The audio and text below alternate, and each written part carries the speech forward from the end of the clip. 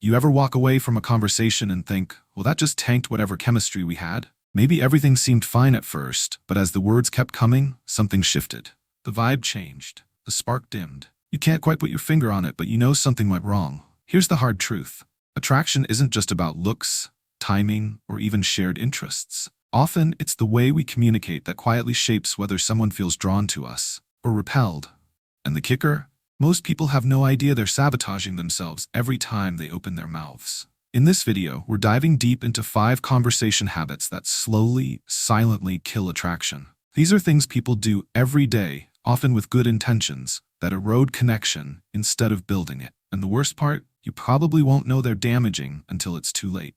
But don't worry, we're not here to shame, just to shed light. More importantly, we'll walk through exactly how to fix these habits so your conversations don't just survive, they thrive. Stick around, because changing even one of these habits could completely transform the way others see you. The first habit that kills attraction is something so subtle, it hides behind what looks like curiosity: over-questioning.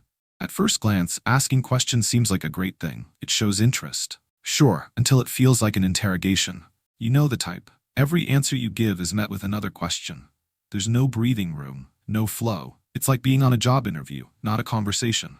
The problem here isn't asking questions, but the absence of sharing.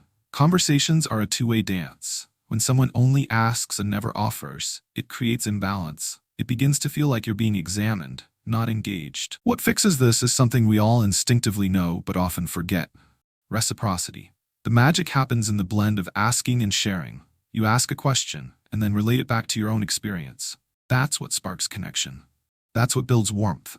When you just collect facts from someone, you're not inviting them to know you. And connection doesn't live in facts. It lives in shared experiences, vulnerability, stories, laughs. Real conversation isn't an interview. It's a dance of perspectives, memories, and emotions. Which brings us to the second habit: oversharing. This one often comes from a place of wanting to be authentic. People think, if I tell them everything about myself, they'll feel close to me. And to some degree, yes, vulnerability is powerful. But timing matters. Oversharing too soon is like emotional flooding. Instead of drawing someone in, it can overwhelm them. Imagine a dam suddenly bursting and drowning a newly planted flower. That's what it can feel like when someone shares their trauma, their deepest secrets, or intense life details too early. It feels less like intimacy and more like emotional dumping. What works better is paced openness. Let people earn layers of your story. Let them uncover your depth over time. That creates mystery, intrigue, and most importantly, safety. When you reveal your life like a puzzle instead of a billboard, you give people a chance to feel invested, to want more, to lean in. And when someone leans in, that's when true attraction starts to take root. The third habit is something people don't even realize they're doing: constant self-deprecation. Now, a little self-awareness? Great. A touch of humor about your flaws? Even better. But make no mistake, constantly talking yourself down doesn't make you humble. It makes you hard to admire. When someone keeps saying they're not good enough, not smart enough, not attractive enough, eventually the listener starts to believe them. Or worse, gets uncomfortable and starts pulling back. Why? Because attraction needs a spark of admiration. Something to respect. Something that signals, hey, this person values themselves, and maybe I should too. Confidence isn't arrogance. It's trust in your own value. And here's the thing. You can be vulnerable without diminishing yourself. You can say, I'm still figuring some things out, without saying, I'm a total mess and not worth anyone's time. Because guess what? No one wants to be cast as a therapist in a romantic conversation. Except maybe an actual therapist on a date. But even they need a break. The fourth habit that drains attraction is conversational control. This shows up in a few ways: talking over people, redirecting the topic constantly, or steering everything back to your favorite subjects. Sometimes it comes from excitement, sometimes from nervousness, and sometimes from just not knowing how to let things breathe. But regardless of the intent, it creates a dynamic where one person dominates and the other disappears. And people don't fall for dominance. They fall for resonance. A resonant conversation is one where both voices matter, where both people feel seen and heard. When you allow silences, detours, shared tangents, you make space for connection to grow. Attraction is as much about listening as it is about talking. When someone feels heard, they feel valued. And that feeling? It's magnetic, it's rare, and it sticks.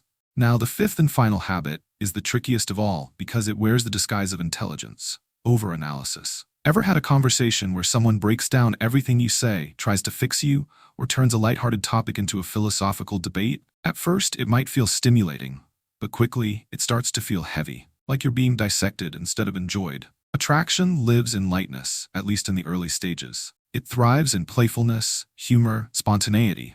Not every moment needs to be turned into a TED Talk. This habit often comes from a good place, a desire to connect deeply. But connection doesn't always come from analyzing someone's psyche. Sometimes it comes from a shared laugh about how your dog thinks doorbells are a personal attack.